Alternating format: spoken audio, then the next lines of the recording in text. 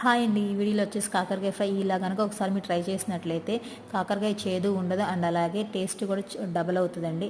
ఇలా కనుక ట్రై చేస్తే మళ్ళీ మళ్ళీ అడిగి మరీ తింటారు. వేడి వేడి అన్నంలో కనుక మనం కాకరకాయ కారం వేసుకొని నెయ్యి వేసుకొని తింటే ఆహా, ఆ టేస్ట్ చెప్పలేమండి, తింటేనే తెలుస్తుంది.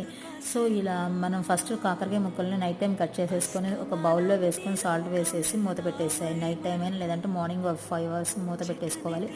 మార్నింగ్ తర్వాత 5 అవర్స్ తర్వాత లేదా మార్నింగ్ అయినా సరే వాటర్ మొత్తాన్ని సపరేట్ చేసి ముక్కల్ని ఫ్రై చేసుకొని పక్కన పెట్టేసుకోవాలి. దాని తర్వాత మనం 2 ఎండు కొబ్బరి చిప్పలు తీసుకొని ఎండు కొబ్బరి ముక్కల్ని పౌడర్ చేసుకోవాలి. అలాగే పుట్నాల పౌడర్, దీంట్లోకి 4 టేబుల్ స్పూన్ కారం వేసి తర్వాత ఒక జార్లో వెల్లుల్లి, జీలకర్ర, ఉప్పు, కరివేపాకు మొత్తాన్ని మిక్స్ చేసేసుకుని ఆ మసాలాని ముందుగా వేసినటువంటి ఈ కొబ్బరి పౌడర్లో వేసి మిక్స్ చేసేసుకోవాలి.